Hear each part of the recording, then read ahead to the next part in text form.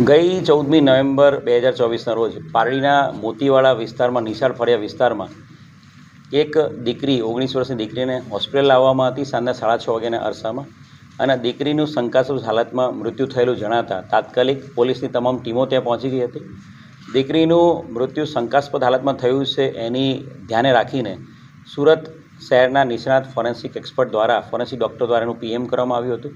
અને પ્રાથમિક તપાસમાં આ દીકરી છે જે કોલેજની દીકરી છે 19 વર્ષની, એની સાથે દુષ્કર્મ થયા બાદ એનું ગળું દબાવીને હત્યા કરવામાં આવ્યું છે એવું ધ્યાને આવ્યું હતું.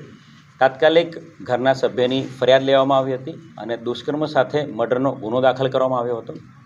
બનાવની ગંભીરતાને ધ્યાને રાખીને જિલ્લાના 4 DYSP, Pardi police station, crime branch, SOG સહિત જિલ્લાના અન્ય 10 પોલીસ સ્ટેશનના પીઆઈઓ, કુલ 12 જેટલા પીઆઈઓ, 20 પીએસઆઈ, 300થી વધુ પોલીસ, જીઆરડી, હોમગાર્ડ આ સમગ્ર બનાવમાં તપાસમાં જોડાયેલા હતા. આ તપાસમાં જે બનાવના સ્થળેથી બેગ મળી આવી હતી, એ બેગમાં મળેલા કપડાના વર્ણનના આધારે અને રેલવે સ્ટેશનની નજદીકતાને ધ્યાને રાખીને ઉદવાડા રેલવે સ્ટેશન અને આસપાસના જિલ્લાના તમામ રેલવે સ્ટેશન ઉપર તપાસ કરવામાં આવી હતી. આ તપાસમાં અલગ અલગ રેલવે સ્ટેશનના આરપીએફના અધિકારીઓ સાથે સાથે ગુજરાત રેલવે પોલીસના તમામ અધિકારી કર્મચારીઓનો પણ ખૂબ સપોર્ટ મળ્યો હતો. વાપી રેલવે સ્ટેશન ખાતેના સીસીટીવી કેમેરા ચેક કરતાં વાપી રેલવે પોલીસ અને વલસાડ જિલ્લા પોલીસને એક સારી સફળતા મળી હતી કે જેમાં બનાવના સ્થળેથી મળેલા કપડાના વર્ણનવાળો એક વ્યક્તિ એ કપડાં પહેરેલો અને એ જ બેગ સાથેનો એક વ્યક્તિ અમને શંકાસ્પદ મળ્યો હતો, જે અમારો બનાવનો એક પ્રાઇમ સસ્પેક્ટ હતો.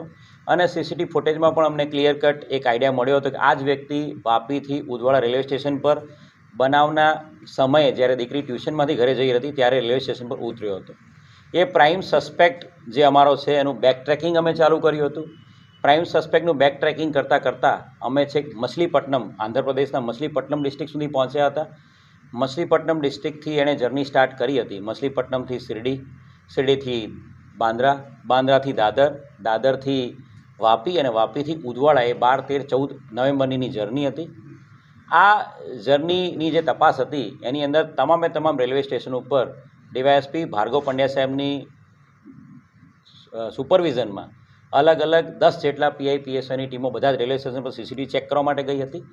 અને એમાં મળેલા સીસીટીવી ફૂટેજ આધારે વલસાડની અલગ ટીમો જે Nashik jail, Thane jail, Palghar jail, Navsari jail, Lajpor jail સહિત અલગ જેલોમાં આ વ્યક્તિના વર્ણનવાળો કોઈ વ્યક્તિ મેચ થાય છે તપાસ માટે ગઈ હતી. અને એમાં લાજપોર જેલમાં એક મોટી સફળતા વલસાડ પોલીસને મળી હતી.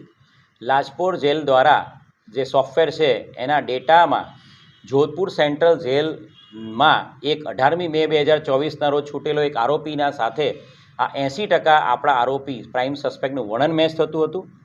આપણો જે સસ્પેક્ટ હતો એ ડાબા પગેથી અપંગ છે, એ પગે એને લેફ્ટ લેગમાં ડિફોર્મિટી છે. જેલમાં તાત્કાલિક રાતોરાત એક ટ્રેનમાં પીએસઆઈની ટીમ મોકલીને જોધપુર સેન્ટ્રલ જેલના આઈજી સાહેબની મદદથી એનો તમામ ડેટા કાઢવામાં આવ્યો હતો.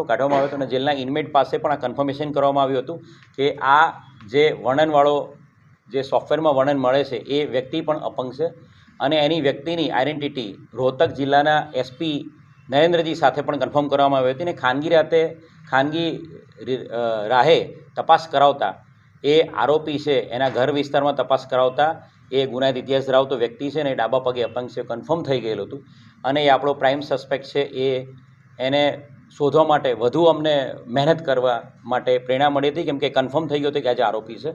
અને એ અનુસંધાને અલગ ટીમો જિલ્લાના તમામ રેલવે સ્ટેશનો સાથે પૂના સુધીના તમામ રેલવે સ્ટેશનો ઉપર, સુરતથી પૂના સુધી તમામ રેલવે સ્ટેશન પર ખાનગી રાહે જીઆરપીની સાથે વલસાડ પોલીસના માણસો ગોઠવવામાં આવ્યા હતા તમામ રેલવે સ્ટેશન ઉપર.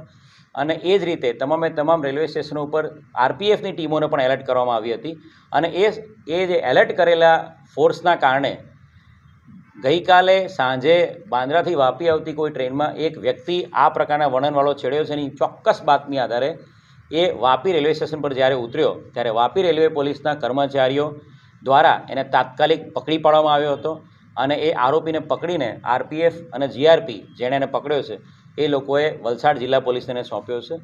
આરોપીની પૂછપરછ કરતાં આરોપી આ ગુનાને અંજામ આપ્યાનું કબૂલાત આપે છે.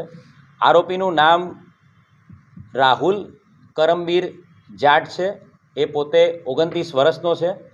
રાહુલ કરમબીર જાટ એ મોખરા ખાસ વિસ્તાર છે રોહતકનો, ત્યાંનો વતની છે. એના પરિવારમાં એના પિતાજી છે, એનું મૃત્યુ થયું છે. એની માતા ત્યાં સિનિયર સિટીઝન છે અને એનો એક ભાઈ છે. રાહુલ નાનપણથી જ ચોરી ચકારીની ટેવવાળો છે. 4-5મા ધોરણમાં અભ્યાસ કરતો ત્યારથી એ સાયકલ ચોરીને એના ગુનાઓમાં શરૂ થઈ ગયેલો હતો. 5 ધોરણથી વધારે એનો અભ્યાસ નથી. એનો ગુનાહિત ઇતિહાસ ચેક કરીએ તો ટોટલ 13 જેટલા ગુનાઓ, અપહરણ, ચોરી, લૂંટ અને આર્મ્સ એક્ટના ગુનાઓ એની વિરુદ્ધ દાખલ થયેલા છે. એ મોટા ભાગે અલગ અલગ રોડવેઝમાં, હરિયાણા રાજસ્થાનની રોડવેઝની ટ્રકોમાં ડ્રાઈવર અને ક્લીનરીનું કામ કરે છે. એટલે ભારતભરમાં એની મૂવમેન્ટ થતી હોય છે. અને હેન્ડીકેપ હોવાના કારણે ટ્રેનમાં દિવ્યાંગોને માટેની અલગ બોગી હોવાના કારણે અને ટિકિટ લેવી ના પડતી હોતી, મેક્સિમમ ફ્રી ટાઈમમાં ટ્રેનમાં એ જર્ની કરતો હોય છે. આરોપીને અટક કર્યા પછી તમામ ડીવાયએસપી, ક્રાઇમ બ્રાન્ચ, એસઓજી, તમામ પોલીસ દ્વારા ગઈકાલે આખી રાત એની પૂછપરછ કરવામાં આવી હતી. એના જે ટેકનિકલ ડેટા મળ્યા છે એ અને એની પૂછપરછ કરતાં એ ખૂબ મોટી સફળતા વલસાડ જિલ્લા પોલીસને મળી છે. પારડી પોલીસના જે રેપ વિથ મર્ડરના ગુના સિવાય અન્ય 4 જગ્યાએ છેલ્લા 25 દિવસમાં એણે મર્ડર કરેલાની કબૂલાત આપે છે. જે તપાસ કરતાં તમામ જગ્યાએથી એના કન્ફર્મેશન મળ્યા છે. કર્ણાટકા રાજ્યનું મેંગલુરુ છે, ત્યાં એક વ્યક્તિની એણે 25મી ઓક્ટોબરે હત્યા કરેલી છે. એ ગળું દબાવીને ટ્રેનની અંદર જ હત્યા કરે, જેમાં મર્ડરનો ગુનો ત્યાં દાખલ થયેલો છે, જ્યાં અનડિટેક્ટ છે. એ જ રીતે પશ્ચિમ બંગાળના હાવરા જિલ્લામાં 19મી નવેમ્બરે એક તબલાવાદક, તબલા પ્લેયર, એક મેલ પર્સન, પુરુષ વ્યક્તિનું પણ એણે ચાકુથી મર્ડર કરીને ટ્રેનમાં જ મર્ડર કર્યું છે અને લૂંટ કરીને એની ભાગી ગયેલો છે 19મી નવેમ્બરે. અને ગઈકાલે જ્યારે એને વાપીમાં પકડવામાં આવ્યો છે, ત્યારે ગઈકાલે વહેલી સવારે પણ આંધ્રપ્રદેશ, તેલંગાણા રાજ્યના સિકંદરાબાદ વિસ્તારમાં એક મહિલાની સાથે એણે દુષ્કર્મ અને એનું ગળું દબાવીને હત્યા કરેલી છે.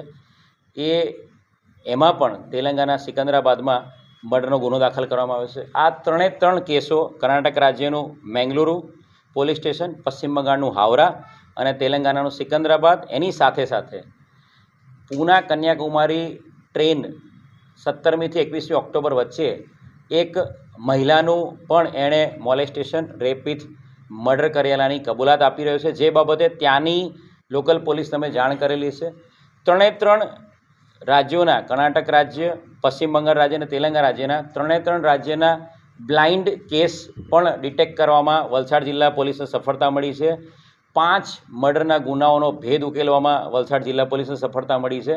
અને આ તમામ પોલીસને વલસાડ જિલ્લા પોલીસ દ્વારા જાણકારી આપવામાં આવી છે. અને તમામ જે તપાસ દરમિયાન જે ડેટાઝ અમને મળેલા છે એ તમામ ડેટાઝ પણ એમને પ્રોવાઈડ કરવામાં આવે છે. ખૂબ મોટી સફળતા માન્ય ગૃહ રાજ્યમંત્રી હર્ષ સંઘવી સાહેબના માર્ગદર્શનમાં, ડીજીપી વિકાસ સહાય સાહેબ અને ઇન્ચાર્જ રેન્જ આઈજી રાઘવેન્દ્ર વત્સ સાહેબના માર્ગદર્શનમાં સફળતા મળી છે. અને એક મોટા સિરિયલ કિલરને પકડવામાં, ખૂંખાર હત્યારાને પકડવામાં વલસાડ જિલ્લા પોલીસે આજે ખૂબ સારી કામગીરી કરી છે. ઉજવાડાની જે યુવતી હતી એને આને કઈ રીતે ટાર્ગેટ કર્યું? એ દિવસે શું ઘટના બની?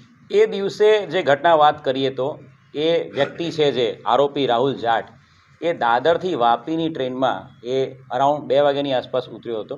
અને વાપીથી ઉદવાડા જતી ટ્રેન એને સામેના પ્લેટફોર્મ પર દેખાઈ. એ પ્લેટફોર્મ 2 પરથી કૂદીને પ્લેટફોર્મ 1 પરના છેલ્લા ડબ્બામાં, દિવ્યાંગ ડબ્બામાં ચડી ગયો હતો. અને 2:30 જ્યારે ટ્રેન ઉદવાડા પાસે આવી ત્યારે ઉદવાડા પરથી ઉતરી ગયો હતો. અને સામેના પ્લેટફોર્મ પર જ્યારે વોક કરી રહ્યો હતો ત્યારે આપણી દીકરી, જેનું દુષ્કર્મની હત્યા થઈ છે દીકરી, એના રૂટીન નિત્યક્રમ પ્રમાણે ટ્યુશનનો પહેલો દિવસ હતો ત્યારે એ પ્લેટફોર્મ પરથી, પ્લેટફોર્મના એન્ડથી એ ટ્રેક ઉપરથી ચાલીને સામે જે નિશાળ ફળિયા જવાનો રસ્તો ત્યાં ચાલતી જતી હતી. છોકરી ફોન પર વાત કરી રહી હતી ત્યારે એની નજર પડી હતી કે આ એકલી દીકરી જઈ રહી છે. એની નજર પડતાં એનો પીછો કર્યો હતો. અને જ્યારે અવાવરું જગ્યા જ્યાં કોઈ વ્યક્તિની મૂવમેન્ટ નહોતી, નિશાળ ફળિયાથી 300 મીટર પહેલાં, ત્યારે એનું મોઢું દબાવી દીધું હતું, એને બેભાન કરી દીધી હતી. અને એને જે ઝાડીવાળો એરિયા છે એમાં ફેંકીને એની સાથે એને દુષ્કર્મ કર્યું હતું. અને એની આઈડેન્ટિટી છતી ના થાય એટલા માટે એણે દુષ્કર્મ કર્યા બાદ એનું ગળું દબાવીને એની હત્યા કરી નાખી હતી.